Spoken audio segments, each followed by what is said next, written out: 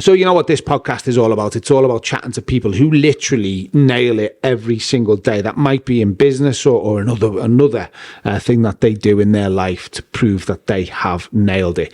We're talking to someone in business today, and this is someone that I met about 2 years ago. Someone who's really young, but has got a turnover with his business already, 1.2 million a year. He's made headlines lately as well. I set up my 7-figure business from my parents' box room.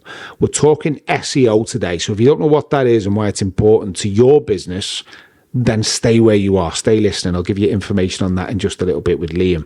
Liam Quirk from Quirky Digital. Thank you for joining us. Thanks for having me on, Jay. Tell us about you, mate. What made you want to get into SEO marketing, digital marketing, computers? Let's go back. Before we explain what SEO is and why it's important, let's hear your story. Where did it start? Yeah, no worries. So right from the beginning, I grew up very working-class background. So stepdad was a roofer, mum was a carer, my dad would sell anything he could get his hands on. And, that was me. That was my upbringing. And I always had that in my head that, I wanted to, make something of myself. I wanted to be the person that, did things for my family. And I obviously remember from a very early age, getting that first computer.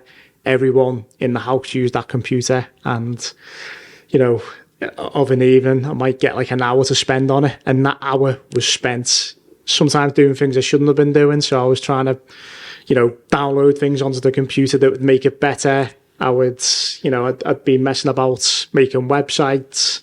I'd be downloading free stuff that, that I'd actually end up eventually having to fix, further along the line. So I was from that mindset where, I was constantly doing things myself. In school, it was always I was being told to do things a certain way. Whereas when I got home on my computer, I could do things my own way. Whether I was doing it the right way or the wrong way, I always found a way of doing things.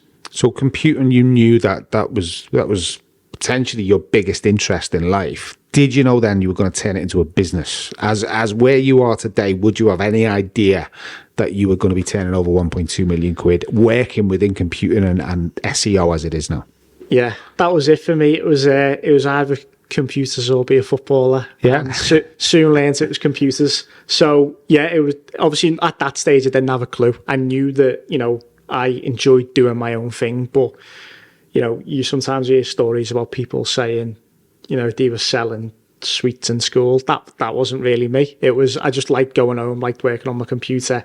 And then it got to, I got to an age where I started to see people around me, see my uncle who had an influence on me where he was making a lot of money online. And I knew that you can make a lot of money online. You can make a lot of money without necessarily going down the university route. And that was the thing for me, because I didn't really like being in school.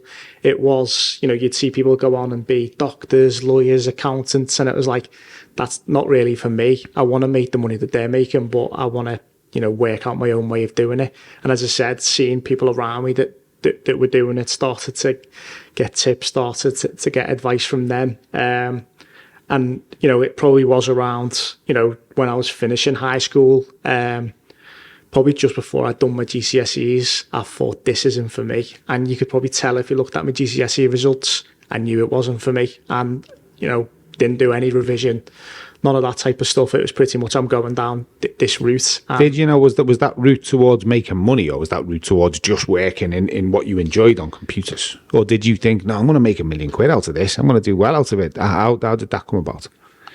I knew at that age I wanted to, make money. Yeah. I'd seen, I'd seen people, as I said, my uncle was a good influence. I'd seen other people around me that were, making money, and I definitely knew at that age I wanted to, be driving around in nice cars. Which he is, trust me. We're going to talk more about the business in a little bit, and how you got to the point you're at now. You're just 26 years old, based on Merseyside, 50 clients all over the world, 13 staff.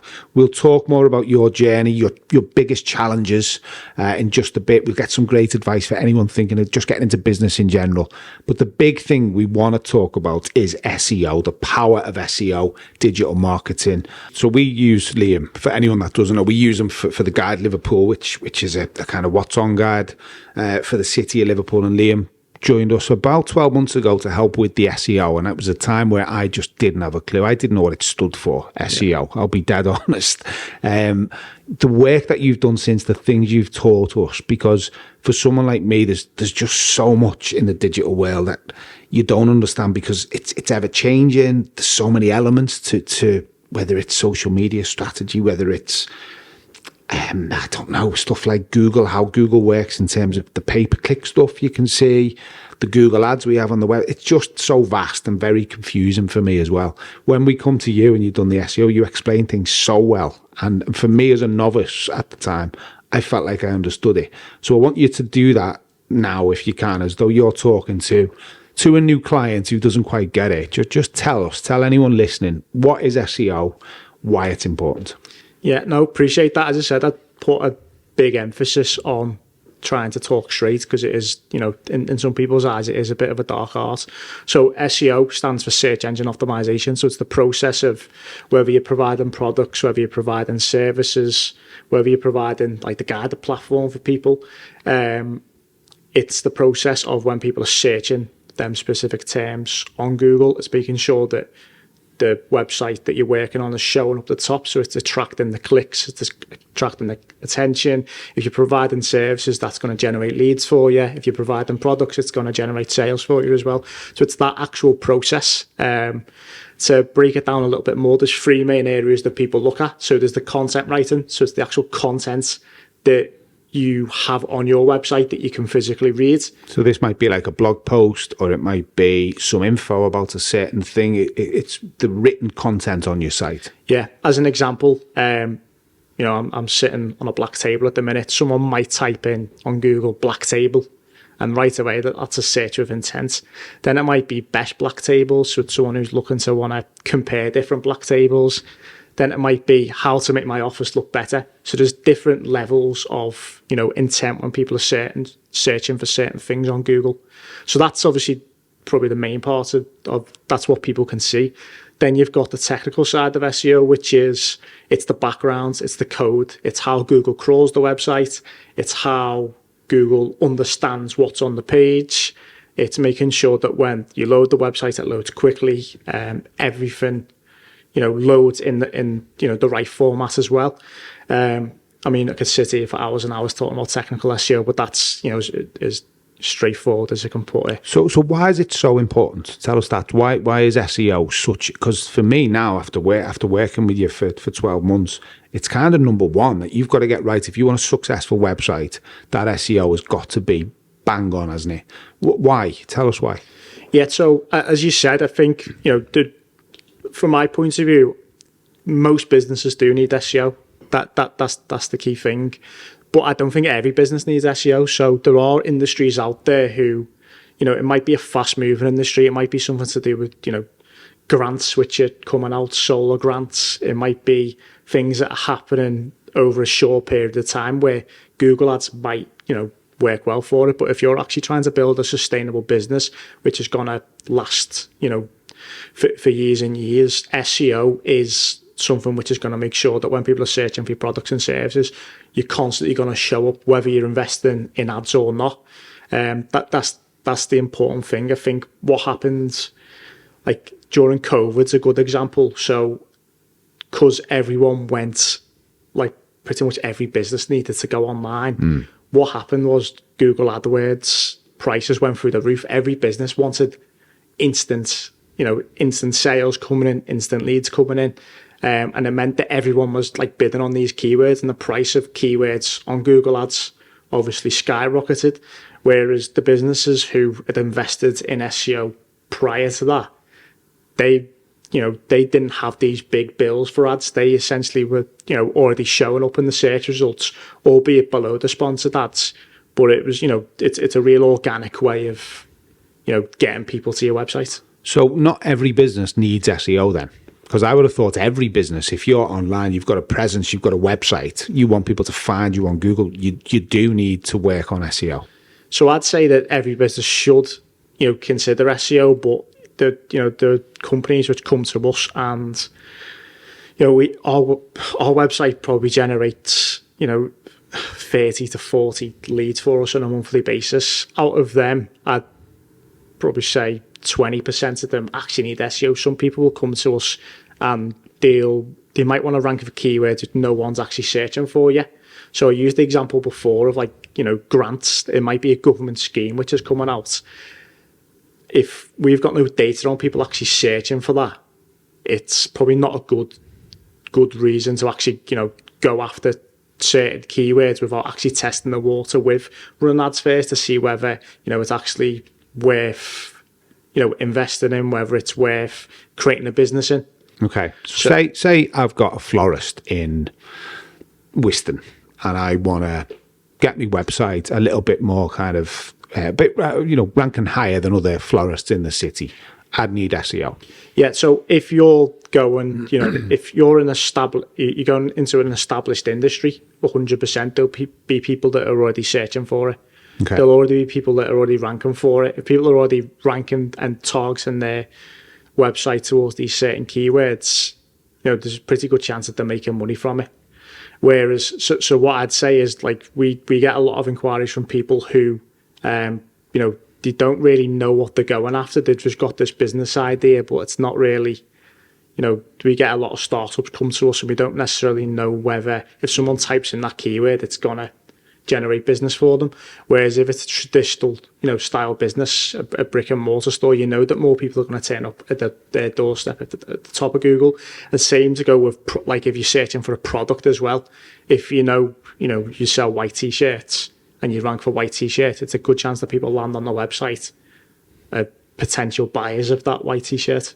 Did Google know when they set up Google, did they know that eventually millions of people all over the world, like yourself, would make money out of something called SEO? Or is this something now that they're thinking, God, we've created industries out of this search engine? I mean, it'd be hard to know if the actual creators of Google did, because it was probably around the time I was being born. Thanks for that, Liam. Yeah. But I think, as I said, it was originally a search engine. A search engine is a way of displaying information. And I think the way it's evolved over the years and how it's evolved as the internet's evolved, I think that it's now become a lot more commercially minded, as you can see when you search certain keywords on Google. Back when it started, I bet you didn't have all them different ads on that page. I think what they would have noticed is a lot of people were starting to use the search engine for, more commercial keywords. And that's the point where they probably start to realize someone is going to start monetizing it. It's the same with anything. With Facebook and stuff, yeah. I presume it's the same. Yeah, even if you look more recently, like AI, ChatGPT, there are now people that are monetizing ChatGPT through selling prompts to use ChatGPT. And it's, I think with the internet, because it's so accessible, there's such a low barrier to entry, really. There's no real qualifications. It's all about, being able to show people that you've done it previously. I think no matter what happens on the internet, I think it will always be that way, where people will just be trying to find ways to monetize it. In some cases, I know people that use SEO for negative reasons as well, and they exploit other businesses, and that's the way the internet is, because it's an anonymous world. It's funny, isn't it? Because obviously the likes of Amazon, you look at things like Spotify, like Facebook, just huge parts of our lives now. But when you think about Google, you almost put it at the back of your brain because it's so much a part of our life that you take it for granted so much. Could the internet survive without Google? In this day and age, could we do it without Google? I wouldn't say so. I mean, whether it's Google or whether it's another search engine. Yeah. I think search engines are always going to be a thing. If you look at ChatGPT, that's essentially a search engine. That's trolling the internet for information. And I mean, right now, I think the power of the internet pretty much is in the search engine's hands. And I think it'll always be that way, where a lot of what's going on the search engines is it's a question which is in people's heads. So if you look over the past couple of years, voice search has become more prominent. People thought a few years ago that in 2024, everyone would just be searching with Siri.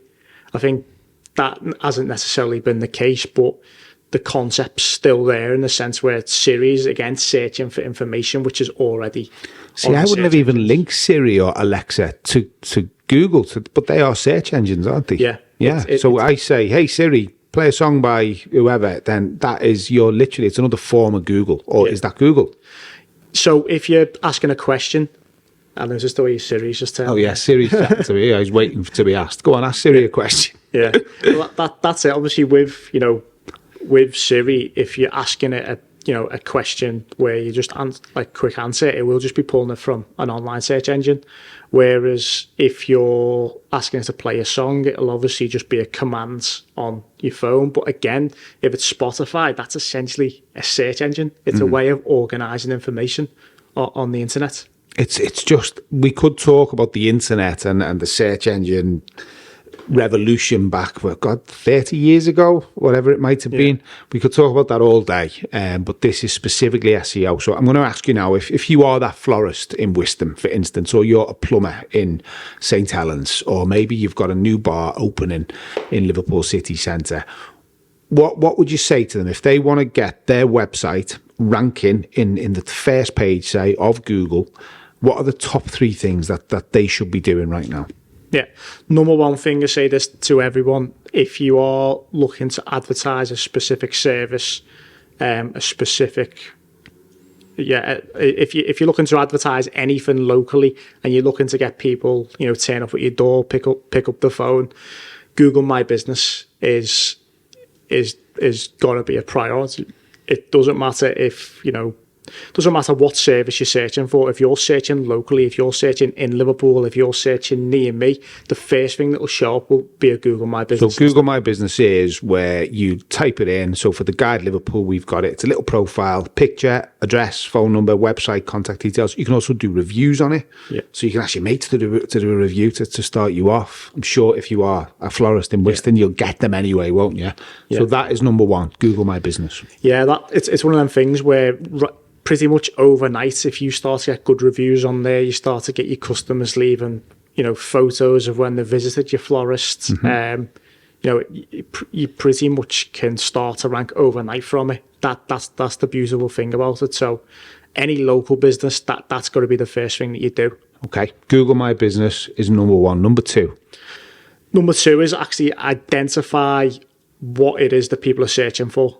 So, if you are a florist, in Wiston, you'd assume that it will be, florist in Wiston. So it's making sure that's actually featured on your website. That's the important thing. So the words florist in Wiston need to be prevalent, need to be really up there. Now, where would you put them on your website? Where would them words be?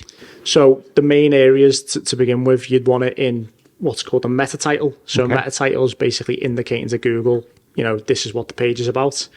H1 tag, which is a heading tag, so you'd want it in a heading tag on your page as well, and then you'd again want it featured in the body content, and that's there are hundreds of different factors when it comes to ranking it, but if you've got it featured in them different areas, it's it's a good chance that Google's going to actually start to make your page relevant for that specific keyword.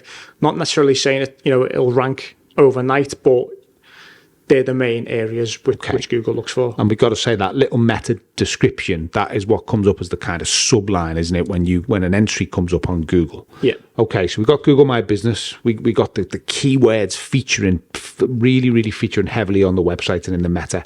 Number three, what would you say? And if you are a florist in Wiston listening, by the way, you're getting so much free advice right now. Number three. Number three is actually get other people talking about you as well. Okay. So it's all good and well you telling everyone you're the best florist in Wiston, but you actually need that to be backed up. So as I mentioned earlier on Google reviews, if we can start to get, that mentioned on reviews, that'll make a massive difference. Also having other people talking about you as well. So, I'm sure there are, businesses across Liverpool that have massively benefited from the guide, mentioning them on the website and linking back to them. So if there are any relationships that you have with people in and around your industry, other business owners, actually having them linking back to your website, that's, essentially an upvote from, another relevant business, and Google recognizes that when they crawl their website, that obviously the florist in Whiston has been mentioned.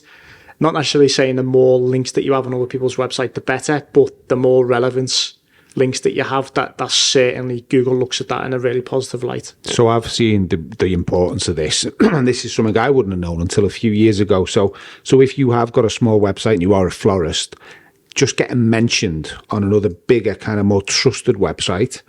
So say, for instance, you were featured in the Liverpool Echo, or in the Guide Liverpool, or I don't know, on other websites about floristry maybe in the UK, that's got a big following. That's automatically Google saying, oh, they must be good because they're on the Liverpool Echo, or they're on this floristry website. So it's about that, isn't it? It's about giving it some stance, some recognition elsewhere to then boost it up the rankings on Google. If you've got other websites saying that you're the best as well, yeah, if Google crawls that website, they'll be able to see that, they'll be able to read that. That'll play a part of their algorithm. I'm just noticing now every florist in Whiston is emailing the Guide to get a mention. It's fine. We can do that. This is why we love the listicles on the Guide, because we get to mention and backlink to so many other websites. So they're your top 3 tips. Yeah. I presume number 4 is to get in with someone like yourself and get some actual official support. And that business could be a florist. It could be as big as, I don't know, a national transport company. They all need that SEO support, and you can do it. You can pay for that support, can't you? Yeah, that's it. I mean, as I said, not just ourselves. There are lots of other, good SEO agencies, in and around Liverpool, and obviously we're the best. But yeah, there are lots of other people out there. There are good freelancers that'll be able to help you.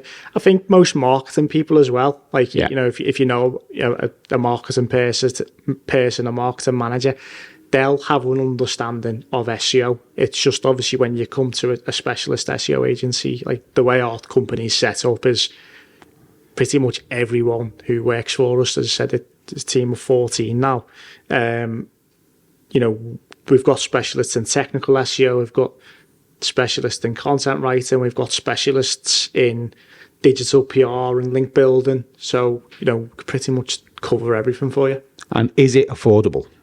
I know the answer to this question, to be fair. That's why I've been staying in for the past 3 months. But I'm only joking. Yeah. Is it affordable in your opinion? I think it is for what we do. Yeah. Maybe not for a florist in Whiston. Yeah. So the way SEO tends to work is depends how competitive your industry is. So we've got clients we work with who just want to rank for steel fabricator Wirral as a keyword, and they want to stay at the top there. There's, not that much work required in order to do that and maintain that. Whereas then we've got, businesses who are literally trying to take over the world, not just nationally, but internationally as well. When you're obviously a lot more work needed to be done in order to rank for them types of keywords. There's, in some cases, we've got clients where we've got one person just working on it like the whole time. So, I mean, yeah, it's, as I said, I think where Quirky Digital sits is we're probably not the cheapest SEO company in Liverpool. I know there are people that can do it a lot cheaper, but we're specialists in it. We know we can deliver results, and we know we can do it in a reasonable amount of time as well. And I can seriously vouch for that they are brilliant if you are looking for it. It's taught me and my team so much, and the attention to detail, the work that you and the team put in not just teaching us how to do things, but actively doing them yourselves and getting things up and running for us is amazing. So well worth the money in that respect. Let's talk Quirky Digital, because you've made the news lately, Liam Quirk. This is how good and how successful you're becoming. I read a headline earlier. That headline is, I set up my 7-figure business from my parents' box room at the age of 23. The journey, mate. Obviously, we've spoke about your passion when you realised you wanted to get into digital marketing, then SEO. You've seen your uncle flourish in that field, making money from it, so you had that drive. So the next step was, of course, to set up your own business. Let's talk briefly about that setup period. Yeah, no worries. Really appreciate what you just said as well. Obviously, as I said, I was always entrepreneurially minded. Even from a young age, it was always trying to make things better than, how I found them. And as I said, when I started to build my own website, I started to actually, generate income from selling these leads and renting these websites out to people. And I knew from that point, I knew I could make money from it myself. I just didn't feel like I was experienced enough as a business person. As I said, 17, 18 years old, I couldn't really hold a conversation with a business person. I could speak to my co-workers, I could speak to my boss about what my goals and my ambitions were, but I didn't really know how to speak to someone in commercial terms. So I knew at that age I wanted to do it, I just knew I wasn't ready for it. But I knew over the next couple of years, because I was working within small agencies, I knew that I could just be a sponge and I could learn from my bosses, I could learn from my seniors.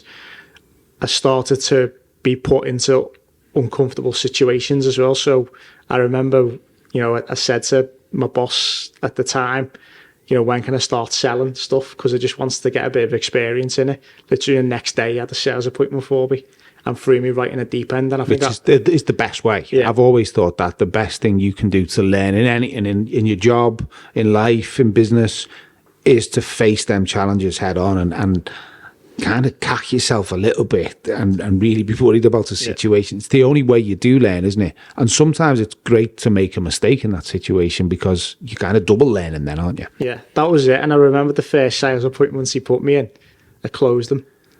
And I thought, I want to do more of this. Get the buzz. Yeah, and I got the buzz for it, and I started to know how to speak. As I said, I was good at speaking about SEO, but it was to 99.9% of the population, they wouldn't have a clue what I was talking about. But I started to get very good at explaining it in, simple terms and what I could do for people's businesses. So as that started to happen, and I started to see that, I could speak to people in commercial terms, that's when the fire really started inside me. And then I started to, I moved to another agency where I started to work with slightly bigger businesses as well. And I realised I could do a really good job for them. And at that point, that's when I knew that, I could give this a good go myself. You talk about that fire there. That's a massive driver, isn't it? With loads of things. And if there's anyone listening now who hasn't felt that fire yet, it will come. When you can do something and you think maybe, can I do that? Can't I do it? But it happens. You're just so ambitious then to do it again, because it's like going to the gym, isn't it? You've got that feeling of, I don't know, that burn that you want to feel again in your body. It's a bit addictive, isn't it? Yeah. So that's what gives you the kind of the drive to do it on a more professional basis. It happens to this day. There are certain things where, if you asked me a year ago if I'd be able to do it, if I'd be able to hold my own in certain situations, I still get that same feeling about it. I'm thinking I can take over the world, and that's it. It's that. And I constantly get that, and as you move up the levels, and it would constantly happen. It would happen when I was working at other people's companies. I would, I'd always think I'm probably not at that level yet, and then I'd be thrown in the deep end to do it, and I'd do it, and I'd think, well, I want to do that again, or I want to do this next, and it was constantly, setting goals and then exceeding them. And then that was at the point where, when that kept happening, I was like, I need to do this for myself, because there was a limit on my potential. What you could do. Yeah. So you've set up Quirky Digital. You've taken the name from your surname, which is great. It's got a great ring to it. The name of your business. You've since won a plethora of awards. You're now turning over £1.2 million. Just briefly tell us how it happened, and does it feel, looking back 4 years later, that it happened really fast, or it's been really challenging? Just tell us how that kind of business grew. Yeah, so I decided that I wanted to start the business just before COVID, and it was obviously a crazy time to do it. Obviously handed the notice in just before Boris announced the lockdown, and it was a very tough, first few months. Businesses didn't want to spend any money on marketing. They didn't really know when they could open the doors again. And what I found was there was a few months into that, there was a big boom, and I think I'd had a few months of not really doing too well, but I could focus on the internal operations within the business and making sure they were all set up correctly. As that boom happened and people started to get the bounce back loans, they wanted to start spending some of that money on marketing to get online customers. think I was perfectly placed in the sense where, you know, I was just starting up. I was probably charging 10% of what I charge now for the services. And I managed to, you know, sign quite a lot of clients up. You know, I was working day and night. So this is just you on your own? Just me. Yeah. And I was working day and night to get all this work done, make sure that, you know, we were delivering the best possible service. And because of that, it really flourished in a sense where the people I was working with, like, couldn't speak highly enough of me. So they were posting it on social media. They were telling their suppliers, they were telling their clients about me. And it really grew organically, in fairness. And then I found a niche on LinkedIn where, particularly locally, and to be honest, still to this day, there isn't rich, so nobody do it. Still to this day, you know, there's not really anyone locally who's posting case studies as opposed, you know, what digital marketing, what SEO's doing for their clients. And I did that alongside, you know, all the referrals that I was getting. It snowballed. It constantly snowballed. And I remember I got to a point where I was in Cyprus at the time doing a bit of digital nomading, and I was trying to find myself. I was thinking, what am I going to do? Like, am I going to actually start the business? Am I going to grow it? Or, you know, stay by myself as a consultant? And I remember just being, I was in Cyprus, and I thought, I want to do more of this. And in order to do more of this, I need people working for me. So you wanted to do some more, as you called it, digital nomading, which I've never heard, but I love. But I know that you are a digital nomad because every time I speak to you, you're in a different country. But it's really important, and I love to see that because, one, we can do that. We can work anywhere in the world if we've got, one, a decent Wi-Fi connection and a decent laptop, and two, a decent team at home as well. So that's what you've done, and that's a massive part of your life, of your career, isn't it?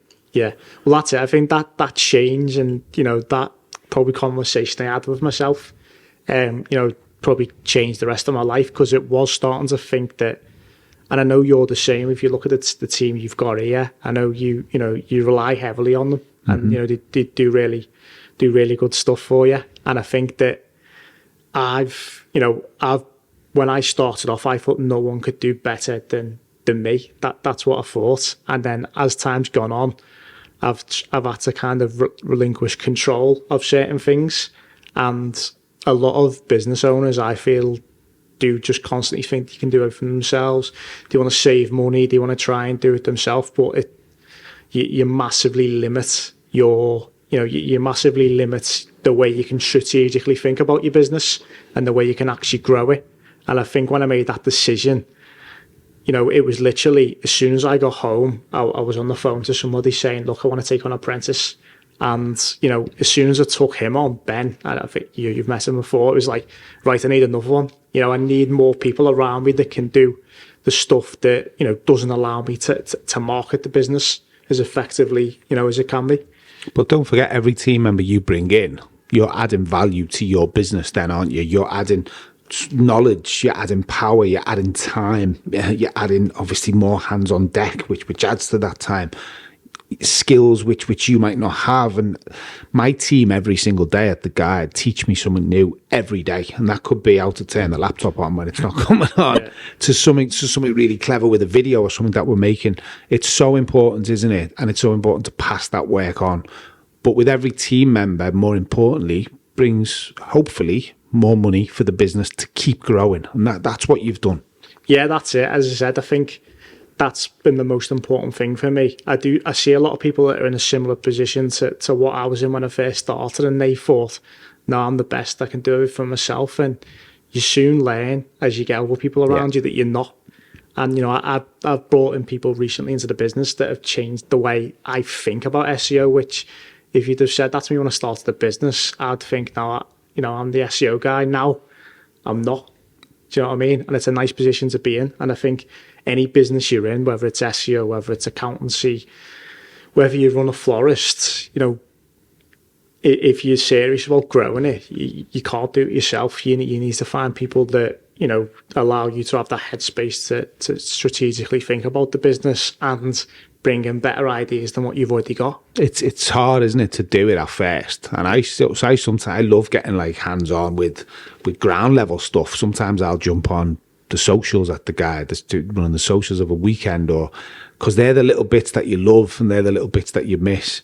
And sometimes it's easy to really keep hold of certain things and not let go, but you've really got to, haven't you? You've got to make it a thing and let go of the tasks you want to do and the things you want to do to help and support that you think might be really useful. Sometimes they're not. You've got to give up a bit so you can focus on growth and on, I don't know, maybe the bigger clients that are coming in that need looking after, or whether it is an expansion plan or something that you've got. It's critical, isn't it? Yeah, it is. And I think, as I said, so many people just think they can do everything themselves, and the reality is you can't. Yeah. Yeah. So true. So you had an apprentice, you got another apprentice. Yeah. What happened next? 14 members of staff now, 50 clients all over the world. Yeah. Has it just been like dominoes? Because it's quite a short period of time, 4 years. Yeah.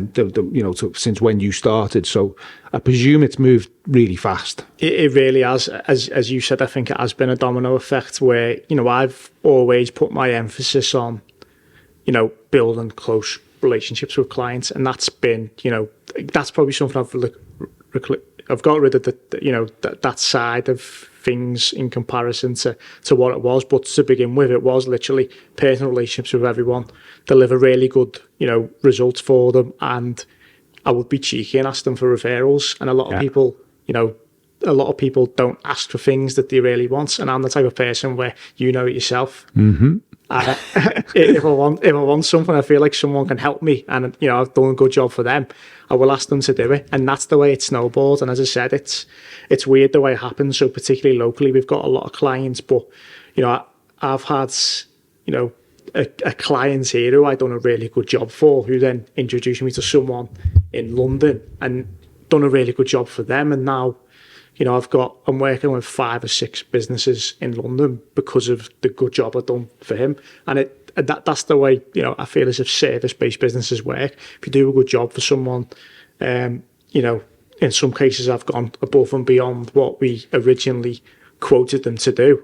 They do shout about you. And when people are shouting about you, and you've got that reputation, it really snowballs. It's interesting. We're talking about SEO and about that recognition on Google and on search engines and stuff. But if you haven't got the kind of good reputation from being a good person, from being hardworking, and from actually delivering on what your clients are asking you for, then there's no point in having good SEO, is there? Because at the end of the day, no matter what, it's about what you can do day to day, and how you treat people, I suppose, is a big thing, but is a massive thing with you and the team. Yeah. How you treat your team is a big thing. So you can have all the SEO in the world, but at the end of the day, you've got to do the job, haven't you? Yeah, that's it. And I think that, it doesn't matter, how you're advertising your business, whether it's social media, whether it's, Google marketing, whether you're just sending flyers to people. What people do is they might receive the flyer and they'll think, I'm going to Google that and see what people are saying about them, and they'll go on the Google reviews. And that's the one thing that I've put a big emphasis on, is making sure that when someone's thanked us for doing something, it's like, can you leave us a review? And the reviews that we've had of our clients, like, I had one of the best ones I got was like, Liam's a surprisingly knowledgeable person. And these types of reviews where people do, they go really, really in depth, and getting people to leave reviews which actually sound real. They actually tell the story of what we've done for them. I think the type of service that we provide, where a lot of it is smoke and mirrors to people. It's just the result you get at the end, which is valuable. If you've got people talking about exactly what you did for them, some people even have their own mini case studies in the reviews. It's made a massive difference for us. So that's, another big thing. I know you mentioned that before in the top things to do to get that trust on Google and stuff. Reviews is a biggie. Part of my Google My Business, it's that side of it, isn't it? Yeah. Well, that's it. You got Google My Business. If you sell products online, obviously you've got you've got your Trustpilot, TripAdvisor, if you are TripAdvisor, hospitality yeah. tourism. So they are really important, really vital. Biggest challenges that you face or that you faced with your business, just day-to-day stuff maybe, or what are the biggest things that you've kind of overcome in your 4 years so far? To be honest, I think to begin with, that there was a period of the time, it's probably 18 months to 2 years into the business where I started being quite relentless with marketing. So I started probably spending money on stuff that I shouldn't. And me being a digital marketing person, it was stupid of me, but I just thought I wanted to grow as quickly as possible. And I stopped actually measuring what was working for us, and I was doing lots of different marketing. It was taking up a lot of my time. It was making me incredibly stressed because I was spending a lot of time doing stuff. I was spending a lot of money. I was actually started to have some cash flow issues because I was spending money on things I wasn't actually measuring. And as I said, there was a moment I remember where I thought to myself, like, I think I had, it's quite an exact story, but I remember it, like, I basically needed to find, because of what I was doing, I think I needed to find like $6,000 within, a day to actually be able to pay everybody's wages. This was about 2 years ago, and I remember just thinking, I'm not going to do this. And it was like, this was because I was being relentless. I was probably being a little bit stupid with spending money. And I remember just that exact moment, and I looked at the bank and just thought, how am I going to do this? But I didn't actually feel stressed about it, and I thought I'll be able to work it out. But that was like a moment where I thought, like, it would have been very easy to turn back and just give up. But carried on. Yeah, and I just carried on. I thought I'll be able to deal with it. But doesn't it teach you a lesson as well, though? And we've all done this as business owners, where you get a bit of money, you do well, you think, yeah, I'll buy some digital advertising on big screens around the city centre. I will buy tickets to something to entertain some clients that cost a fortune. You need to be careful, don't you, when you get the money in, but you don't need to buy them big things until you really need those big things. And a lot of the times we think we need the stuff that we don't necessarily have to spend money on. That's the lesson. It is like, because I'm in quite a cash flow rich business where people are paying us on a monthly basis. Yeah. People are on 6 month, 12-month contracts. You can pretty much start to project what you're going to be earning in 6 months' time. And, there was a point where I was very naive and I didn't really think about, I had a lot of people that owed me money, and I didn't really think about that because it had never really been an issue before. And, that time where I thought, like, to be honest, I thought, like, how have I got myself in this situation? That's taught me so many, like, lessons, like, to actually start to be a lot more careful with what we're spending money on, what we're agreeing to, what we're not agreeing to, all that type of stuff. And now, I've got some, I realised pretty quickly the finance wasn't my strong point, and I managed to get the right people around me. I've got a really good accountant in. I've got, non-executive director who's, she's just on another level in terms of finances, operations, that type of stuff. So it's, being in that situation just made me realise that, again, it goes back to, having the right people around you, making sure that you don't make them mistakes again. It's interesting because that goes to your team, as you say, you need them people to give you them things to tell you as well. Yeah. Why are you spending money on that? Where's that gone? Why are you doing that? And it's so many other business owners must make those same mistakes. I make them every single day. Yeah. What advice would you give to other business owners or startups or anyone thinking about not just SEO but just business in general? Yeah, I mean, going back to what we've talked about a couple of times before, it's getting the right people around you. As you said, I'm very, I feel as if I've got, I've got good people that work within the business. I've got good people around me that I feel like, I'm very open when it comes to actually talking about the problems. I'll post about it on LinkedIn. I'll talk openly with people about it. So when you actually talk about the problems that you have within your business, chances are there's, somebody else has already, been through that before. And, a few years ago was the person that I thought, as I said, I could deal with anything myself, and I soon realised that sometimes you just get problems off your chest. There's someone that don't be able to help you out. Yeah. That's the main thing. Listen, you've demonstrated just in this podcast, one, how amazingly kind of passionate you are about what you do. Two, that you've got a massive future ahead of you. I don't even know where to start with that. You've obviously got plans in place to grow. I'm presuming not just location wise, but maybe into other things. Where would you like to see Quirky Digital in 10, 15 years time? I haven't thought that far ahead yet, but certainly over the next 12 months, we want to be international. So as you rightly pointed out, I do like to travel a lot during my times on my travels. I've managed to pick up international clients, and there are certain parts around the world where there are certain parts of the world where they might not actually, do business in the UK, but they want to deal with businesses in the UK because they like the way we do business. We do things. And, Cyprus is a good example. I spent quite a lot of time in Cyprus. I mentioned it earlier. There are lots of Brits that are out there that are running businesses that like the way we do things, and we picked up a few clients over there.